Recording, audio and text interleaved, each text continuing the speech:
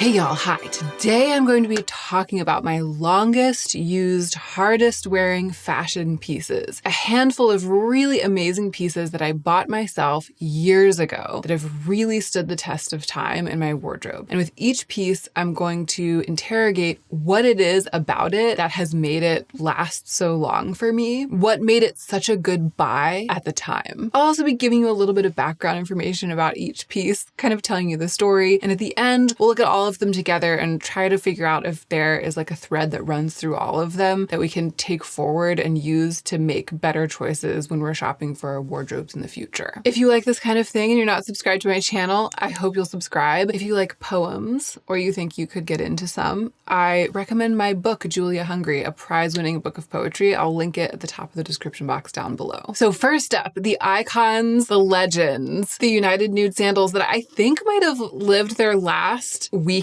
when I went up to Ithaca College a couple of months ago as part of the New Voices Literary Festival. These were the shoes that I took and wore, and they finally, it's gotta be 10 years. They finally, after 10 years, really kicked the bucket. Look at this. Now, it's not that these can't be fixed by a cobbler, that shoes that have had this happen to them can't be fixed by a cobbler. I think that there is a chance that they could. However, it's not just that. These have been worn more, I think, than any other shoes that I've ever owned. Like, I've worn them to pieces. I've worn them into the ground. I've worn them so hard. So it's not that just this has happened. It's like they are literally crumbling all over. But I feel so confident in these as a perfect match for my personal style, their longevity, how incredibly well made they are, because honestly, it is amazing that they lasted this long. And they still look pretty impeccable when they're on. It's just that they're not supporting my foot anymore. I feel so confident with it. And United Nude still makes these. It's not like they just make different things every season. That's one of the things that I like about United Nude. They have icons that they always make. So you know that those pieces have been invested with a lot of care. They feel the designs are quality enough to keep selling them instead of it just being like this seasonal, cyclical thing where if you don't get it that month, then it's gone. So I bought these in my late 20s. It was actually over 10 years ago. I remember because I was 28 when I went to grad school. And I remember that when I went to grad school, I already had them because I wore them to like the opening picnic of my graduate school program. And I remember they were already like my tried and true shoes by then. So I must have bought them on a trip to New York when I was in my like mid to late 20s, like maybe 26, 27, to have had them by then. And I'm 40 now. So that's like 13 years or something that these have been the premier shoes in my shoe wardrobe. That is spectacular. Okay, so what is it about them? I'm going to tell you the origin story, right? I had been eyeing this brand online for a long time. I really loved the design aesthetic of the brand, the ethos. They combine a passion for foot health. Purportedly, the brand really cares a lot about making shoes that take care of your feet, even though a lot of them look really wild and like the shape of seemingly the foot is really wild. They're carefully designed to support the foot. A combination between that and quite avant-garde design.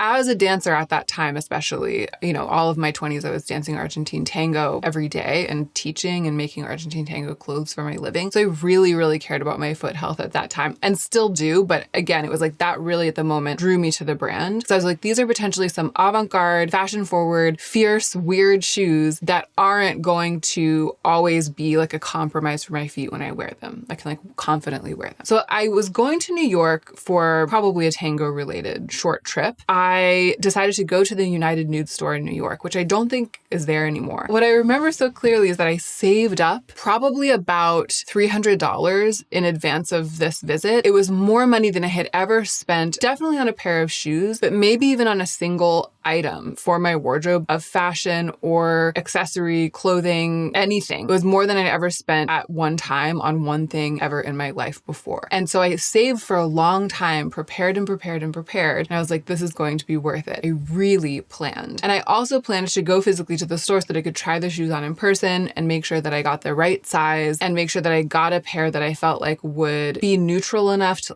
have the longevity and be worth what was for me at that time an absolutely massive, like mind-bogglingly huge investment. So it was an extremely deliberate and long-planned and well-thought-out decision. It's interesting to me that it was the first time in my life that I had ever done that to that extent, planned for that long, spent that much money, gone to those specific lengths. It was my furthest foray into this world of fewer, nicer things and really thoughtful consumerism and buying something to last, but being willing to invest in it. The furthest foray that I'd ever taken, and it paid off more than anything has ever paid off. Like from that day to this day, it's been paying off. I just think that that is like a lovely way to launch this video, right? So quickly, what is it about them? They are, to me, the quintessential minimalist fashion, meaning that they are toned down in material and color. So, it's leather. So it's a luxurious material and it's really nice leather, but it's just black leather, which is really neutral. The silhouette is extremely noticeable and interesting. So a lot of minimalist fashion, I feel, has that quality. The dial of color and pattern is turned all the way down so that the dial of silhouette and structure can be turned up in a way that it can't be with colorful and patterned things. And it's interesting, at that time, I still considered myself quite a maximalist, but something in me knew that this, if I was really going to invest, that was going to be the ticket. And then over the years since then, my understanding of my own style has evolved to the point where I understand that this is actually like, if my style was a shoe, this is what it would be. They also are heels, but they're really comfortable to wear. They're not too high, but they're high enough to really change posture and to really affect the line of an outfit. I like that a lot. I have a lot of experience walking in heels because of being an Argentine tango dancer, so take that into account, right? And I took that into account when I spent the money on these. They're also pretty unfussy. They're sandals, which I typically have a harder time buying. So a really good sandal is a good choice for me. I like that you can slip into them. There's no buckles. Just everything about them checked all of the boxes as I knew them at that time. It turned out that all those boxes were valid and had longevity for me.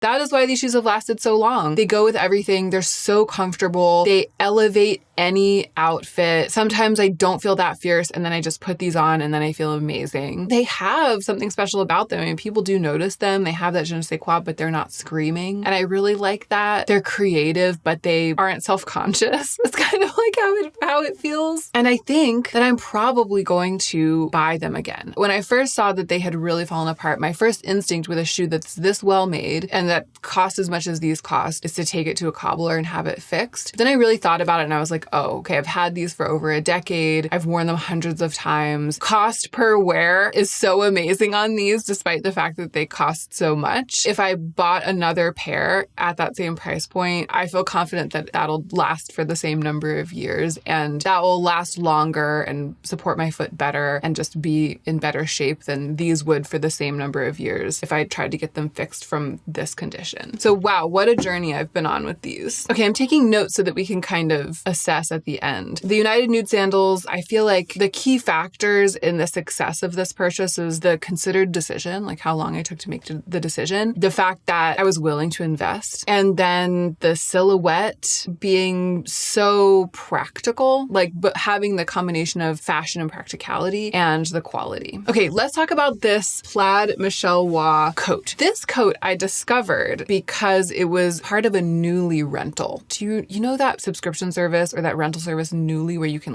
rent clothes and send them back? I've done some work with them. That wasn't how I came across this. It was actually way back at a time before I ever got connected with Nuuly professionally when I used to subscribe with my own money in order to have fresh things to wear on YouTube once in a while. But it was back when the YouTube channel was really small and I was just starting out and I was sort of, finding my footing. So for several months in a row there, I had a Nuuly subscription. I was just seeing how it would go. I was living in LA, so it was mostly hot, but I was traveling. And so I rented this coat. It was sort of on a whim. Nuuly is a little weird. It's not everything is available all the time. So you kind of just have to find things that are available at the time you want them and that kind of fit your needs. And I wanted a big slouchy overcoat that I could just throw over everything and travel with. I ordered this, even though it's this plaid that it was a little bit out of my wheelhouse, kind of always has been. And it's got some blue and green in it, which is a little bit out of my wheelhouse. And it arrived and I just fell in love with it. It's something about the level of slouchiness, the way in which it's oversized, the way that it hangs, the fact that it's unlined, but it's wool, really fine wool. So it's quite warm, but it's really light and can easily be layered over chunky sweaters. I found once I actually had it in my possession that the pattern helped it to feel just a little bit,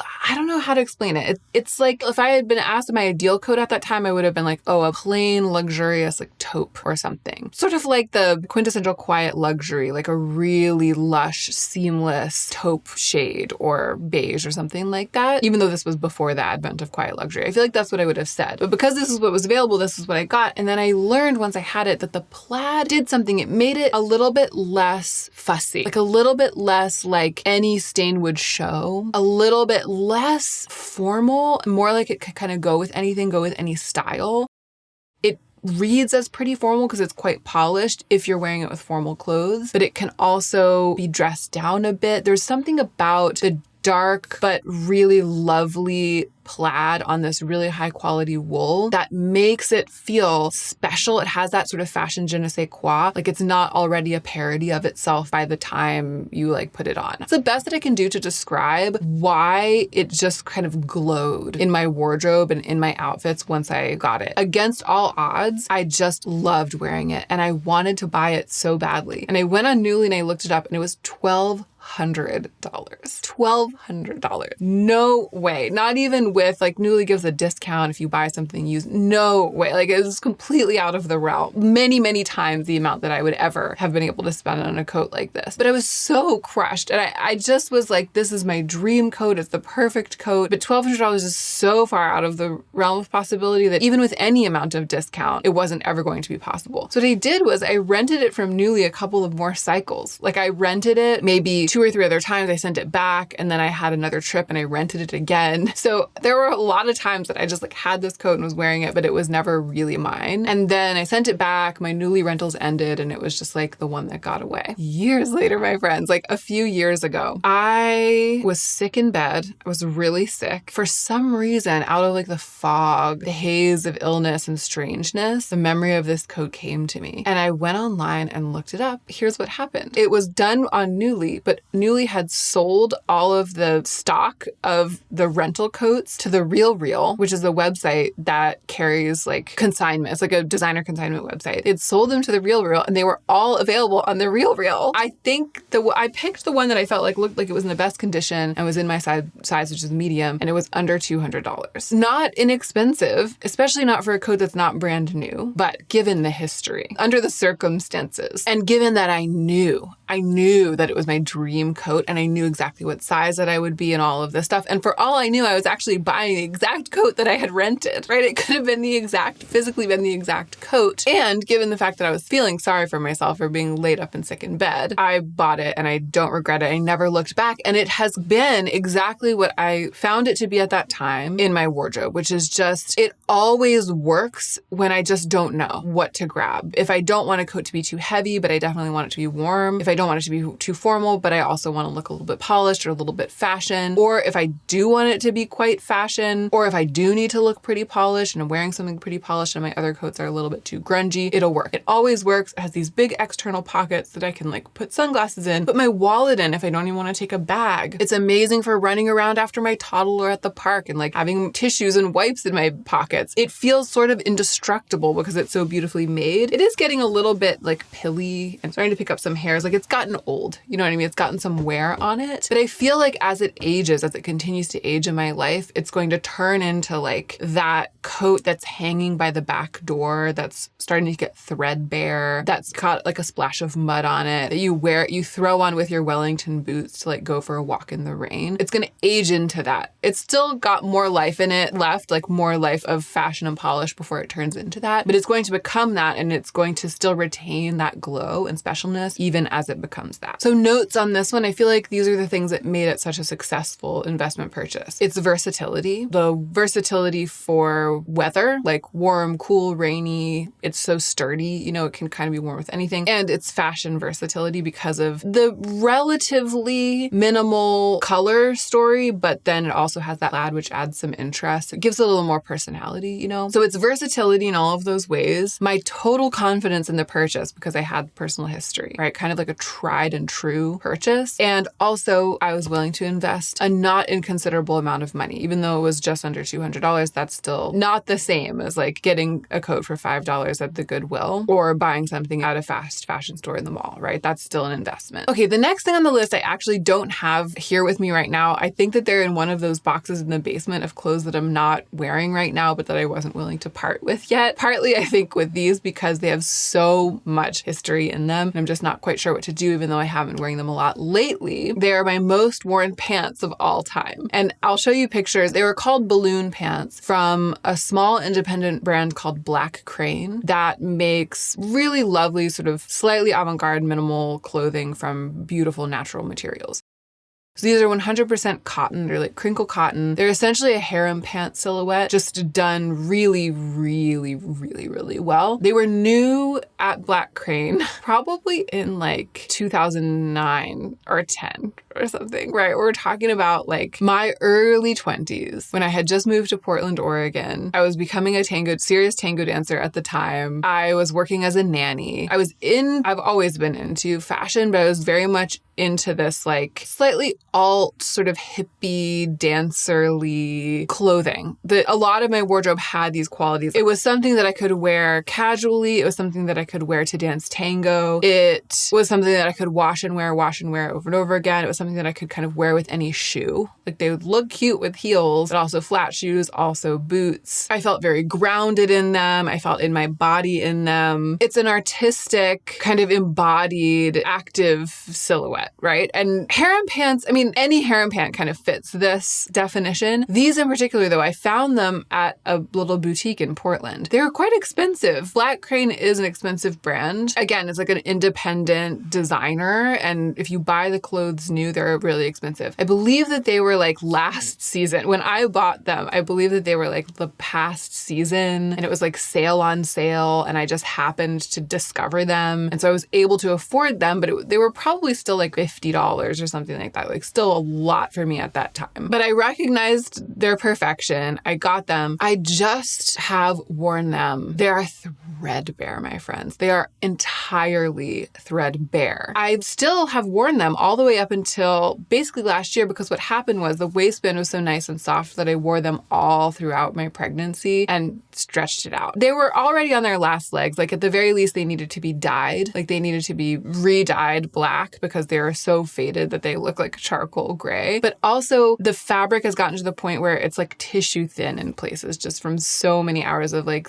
dancing and sitting and walking and just living in them and washing them over and over and over again. So I don't know how long they were actually going to last, whether the waistband had gotten stretched out or not. But right now, if I put them on, they sort of just like fall off my body. So they really are pretty much done. I think that the thing that has made them so great, so it's a combination of these factors. One, most importantly, actually, they're comfortable. They are really, really comfortable on the bottom half of my body, which is a bit hard for me to clothe. I'm a little bit self-conscious about it. I don't like to feel like too tightly buttoned in or constrained. I like to feel like I can move. I like to feel dancerly. I am curvy, so it's hard for me to find pants that really suit and that feel like they really suit. So they feel really comfortable and they hang straight, but they sort of accommodate and flow over my hips and thighs. So I just really love that kind of easy and slouchy silhouette that they would give me, but without any straining or discomfort in my outfit and in my clothing. They just really had that magical quality, like the magic touch for pants, which is, again, it's just like my unicorn. I love the way they look with all kinds of tops. So they were really great underneath super slouchy, oversized shirts and sweaters, but they're also really great with like a tight top with like loose on bottom and tight on top. So they have that versatility. versatility. Perfect for me with my unique needs, and also versatile enough to go with every kind of overall outfit silhouette and every other garment in my wardrobe. They were also really versatile for events. They could be dressed up to look really fancy, and there were sometimes when I would wear them with like a sequined blouse and high heels and a little bag, and they looked like evening wear. You wouldn't know they weren't. But they were also the pants that I would pull on a Saturday afternoon when I was just feeling like garbage and just wanted to bum around the house. They were also basically my sweatpants. That level of versatility is why I wore them into the ground. Curiously, they also were black, just like these, right? They also had that unique silhouette with a minimal color story. And also at the time, again, even though they were on sale, it was a huge investment purchase for me. And they're made out of quality natural materials. Next up, I'm going to talk about the polene bag. Even though this was a birthday present to me from my sister, probably this was, I think, my first year in LA, probably 8 years ago. And at the time, this is something I could not and would not possibly have bought for myself, but my sister bought it for me for my birthday. It was like a piece that I coveted so deeply. It had been like the number one thing on my wish list of fantastical desires for a couple of years. And I was so surprised when she actually got it for me as a present. And I remember when it came in the mail and I saw the box, I basically like started shaking. I was like, I truly cannot believe that is what this is. So I believe it's the polene numero 1, one of their first designs, one of their earliest designs. They still carry it, and polene has branched out into a plethora of gorgeous shapes and pieces since then, but they still have this, maybe not this exact colorway, but they have it in other colors. So it's gotten a lot of wear, right? It's the first really beautiful bag that I ever owned. Like the first time I ever had a bag where I was like, wow, that is a bag with a capital B, like a really, really gorgeous piece of sculpture on your arm. It's the first time I ever had anything like that. It's the longest lasting thing like that I've ever had, right? It's the thing that's like stood the test of time longer than anything and that I've carried the most times. It's the bag that fits that definition that I've carried the most times in my life. And it's funny, I think of it as being a bit worn out because when it sits on the shelf, it sort of slouches over. I've dragged it all over the world with me, and I've taken it from apartment to house to another house to another house. Like I've lived in all these places with it. I've packed it. I've unpacked it. I've overstuffed it. I've required much of it, and I've carried it with so many outfits. So some dye from dark colors has rubbed off on the back of it. You're starting to see like wear around some of the edges, but not that bad. It's interesting. I think of it in my mind as being like almost used up, like almost worn out and used up, but holding it up and seeing how gorgeous it looks on camera, I'm like, no, it's actually in incredible condition and it makes me want to start wearing it again. As I said, it's gotten the most wear of any bag I've ever had. The reason that I haven't been wearing it as much recently is partly that I have a bunch of beautiful bags right now because I've been working with some handbag companies. I'm extremely fortunate in my bag collection lately. For a long time, I only had like 1 or 2 viable bags at a time. And just this year, it's suddenly been like when it rains bags, it pours bags. So if you see, you can see it in like the background of my studio shots. There are a lot of bags on the table right now. But mostly, I think it's a combination of my false perception of it as looking old. Because I think that if you stare at it on the shelf and examine it close up, you can see the age on it. But when I'm wearing it, I actually don't think it looks old. I think it looks like really just as good as it did when it was brand new. Because it's not like it has any huge stains or creases on it. So it's that, but the major factor is the color. Because back when this was brand new to me, this was my dream pop of color for a bag. Like this was for a long time in my life, for a long season in my life, like russet red, rust orange was fully and completely my color. Now I've moved a little bit more into neutrals. I feel like there have been many times when I would have reached for this bag, but I just felt like it was going to overwhelm the sort of lightness and delicacy of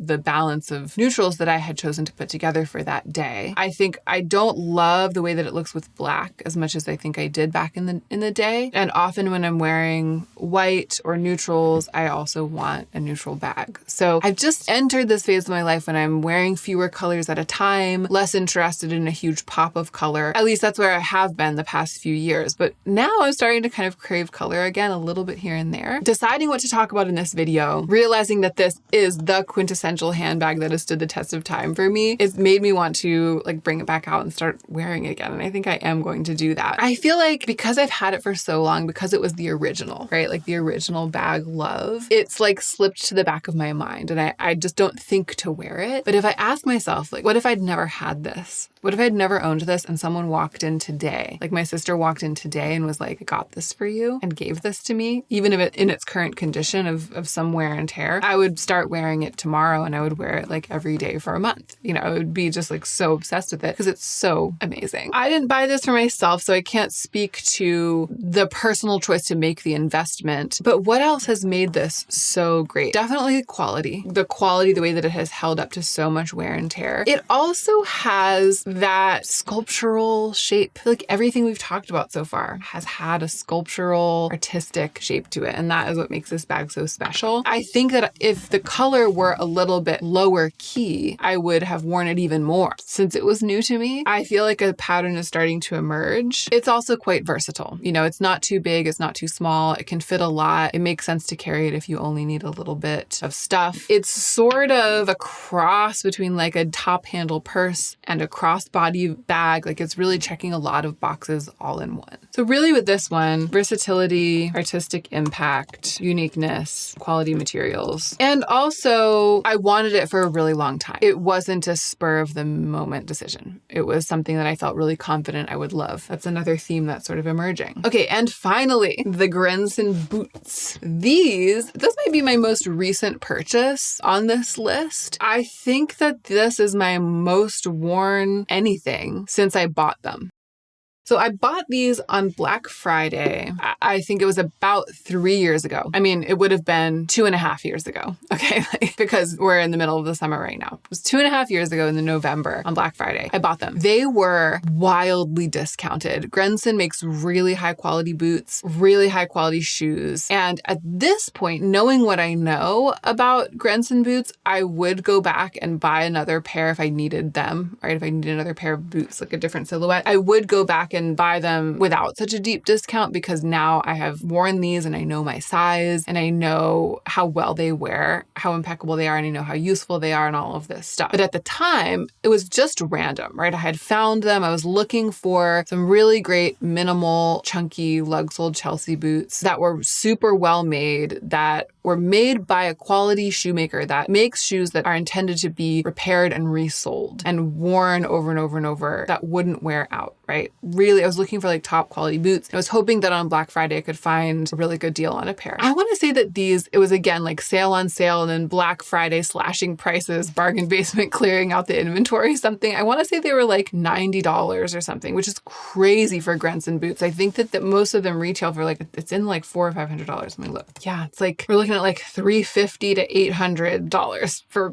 these boots. So I got super lucky and that was what allowed me to take a chance on them, not knowing the brand, not knowing if the size would be correct, buying them online, probably buying them in a situation in which I couldn't return them. But because they're so nice, I felt confident that I could probably sell them and get my money back if they didn't fit. It flies in the face of everything that I've been working up to advising in this video based on all of my other pieces that I'm sharing. But this is the true story. I saw them. I was like, these look absolutely perfect. I did my best reading, reviews, researching to suss out what would be the proper size. I felt really good about the brand. If nothing else, I felt they would be really high quality boots, really well made. And it was amazing that I found them at a place that was having sales in such a combination that I was able to buy them for around $100, which again is still a lot of money, right? So I think you could reasonably say still willingness to invest, like willingness to spend a significant chunk of money rather than it being something like, oh, I found it at a thrift shop for $7. You know what I mean? Like that, it's still $100, it's still $100. But for these boots, it was really wild. And compared to everything else on the list, I feel like with respect to like what my income was at the time and what my amount of spending money was at the time, they weren't as big of a monetary investment as everything else. But they were the biggest risk because I didn't know, I hadn't owned boots of this style before. The way in which I did plan though know is that I had been pinning a lot of images of boots in this silhouette. I had been shopping around for boots in this silhouette. It was like a hole in my wardrobe that I was trying to fill, and I had decided exactly what I wanted to fill that hole. This does align with the other pieces on the list. I was looking specifically for something that would be at that nexus of fashion and sturdiness. Boots that I could wear in all weather, that I could walk on the snow, wear in the rain, that I could wear in every season. Like they wouldn't look too out of place in the summer as long as it wasn't too hot, that I could wear in spring and fall and winter easily. Boots that would not be so fashion that they would look out of place in a rugged setting. Like I wanted to be able to wear them when I go like to the mountains of North Carolina, when I go home for the holidays, and they would sort of make sense there, and it wouldn't be like these weird fashion boots in that setting. I wanted them also to be polished enough that I could wear them with my higher fashion outfits and out to dinner and wear them in the city and stuff like that. I had sort of reverse engineered my way to the vision of these boots, the outline of them, and I had thought about how many different outfits they would go with and how they could easily be dressed up and dressed down. I wanted them to be really minimal, simple. I wanted the leather to be visually, like palpably very high quality. I didn't want them to be too high, but I also didn't want them to be ankle boots. And I wanted that nice chunky lug sole that would telegraph just like a little bit more of a fashion intent than a simpler, more basic Chelsea boot. So when I saw them, I was like, check. They check all of the boxes. And the one risk was that they wouldn't fit right, wouldn't feel good, that they just wouldn't be quite right in person. However, the risk paid off. They fit perfectly. They're a little loose, right? So they're comfortable to slide my foot into. My foot is loosely held in there. That means that I can wear really chunky socks with them. There's never stress about kind of fitting my foot in. They're great for wearing on airplanes, travel, taking on and off quickly, easily, sometimes throwing on without socks, etc., etc. They are just my workhorses, my absolute go-to shoes. And the best thing about them is that they elevate an outfit visually because they look, I think, so cool. Just think they look so cool. To have shoes that give an outfit that fashion edge, that just make you look that much chicer and more fashion confident, but are also your most comfortable shoes and you feel like you can kind of take on the world in them. There's nothing like sort of a slightly heavy, chunky boot for that, for providing both of those at once. And since I got these boots, I've really learned to appreciate how far a boot like that can take you in your everyday life, in your wardrobe, and just as the finishing touch with outfits. So often, and I made a whole video about this, so I'll link my recent shoe video if you'd like specific recommendations of different types of shoes. But so often a good outfit gets like let down and dragged down by a bad shoe. And that could be true either about the silhouette of the shoe or the comfort level. Like you could look really great, but just feel terrible dragging yourself around because your shoe doesn't feel good or doesn't fit well. These shoes, they're like the boots version of these, right? They do everything that these do, except they're like the winter version of the United Nude sandals. And I had to include them on this list. The grenson boots, we've got versatility, comfort, quality materials. I didn't take a long time to decide about these because it was like a Black Friday deal, but I did plan the purchase. I did plan the boot purchase in general. I've been planning it for a long time. So planned purchase, willing to invest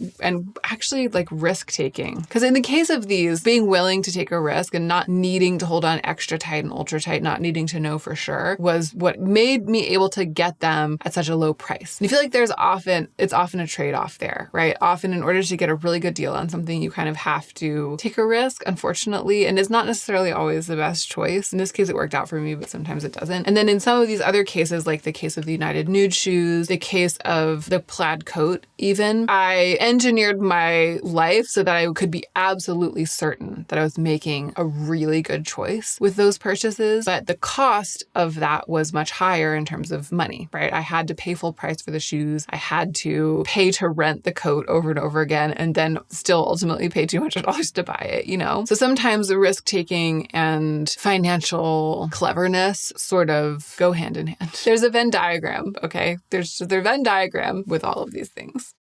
I was not expecting there to be such cohesion among the list. Okay, so we're sitting here at the end, we're assessing. I didn't plan. I could have done a better job planning this video, planned my final remarks in advance, but I didn't. Instead, I was like, we'll just figure it out together as we go along. So I just selected these things from my wardrobe on the basis of the fact that they are so long wearing, such workhorses, so perfect. I've had them for a really long time, and that they weren't brand gifts, weren't PR, weren't in any way related to my work as an influencer, but they were like acquired. I either bought them myself or like the bag was a gift, you know, from my sister. But now looking at the list, every single item has versatility as one of its main qualities. Every single item has artistic, sculptural uniqueness, but is also relatively toned down in a way that makes it stylistically versatile, right? They all have that quality that I've talked about before. I know that this is something that I personally love. They are basic, like in color or pattern, but dramatic and artistic in silhouette and in quality. Like you can see and feel the quality, and you can see and feel the artistic quality of the design, but then there's also a simplicity that makes it easy to wear and easy to combine with other things. All 5 of these pieces have that interesting combination. That tells me that going forward, if I'm worrying about whether or not I should invest in a piece, if it doesn't have that specific visual quality, if it doesn't have that aesthetic presence, then maybe not, because all of these pieces have that aesthetic presence. In all of these cases, the decision was considered. I had planned it for a while. None of them were impulse purchases. They all had the benefit of time, consideration, and sort of like mulling over. Like I had time to get used to the idea and then to interrogate the idea and then to really come around to thinking it was a good idea, the idea of buying any one of these pieces. And in all cases, I was to some degree, I mean, with the exception of the bag, but in the other cases, I was to some degree willing to invest. None of them were without the weight of having really spent a large amount of my budget at the time on the thing. So they were all financial risks to a degree, you could kind of say. They all felt sort of like weighty purchases. And I feel like that's worth mentioning because I think it can sometimes be the case that you have an incredible workhorse piece in your wardrobe that lasts for 10 years, that you got really lucky on it and it actually didn't cost that much. Curiously, in my case, all of them had some amount of investment requirement behind them. So that's it. Those are my longest used, hardest wearing fashion pieces in my wardrobe. Just going through this and talking through them, it really makes me feel reluctant to buy anything that doesn't fit these parameters. Like it really makes me reluctant to buy a basic subpar thing just because it doesn't cost that much. It really makes me reluctant to impulse buy things. It makes me reluctant to buy things that have some sort of really flashy, exciting quality, but that I don't feel confident will mesh well with the rest of my wardrobe or really stand the test of time. It makes me feel reluctant to do that thing that we sometimes do when we shop where you like put blinders on yourself. You hide a part of yourself from yourself because you really just want to buy the thing. It makes me want to really interrogate purchases going forward. And it also kind of makes me want to hold myself to this standard and really think about, like, if I'm going to buy a pair of shoes, take the time to find one that delivers everything that this delivers because they're out there. So why would I settle for less? Like, it kind of makes me feel a little bit like that. I would so much rather buy one pair of shoes that has the life of these in my wardrobe than like 5 other pairs that aren't as good for me, aren't as well made. And ultimately, if you added all those, the cost of those 5 pairs up together would probably end up costing more money. It's really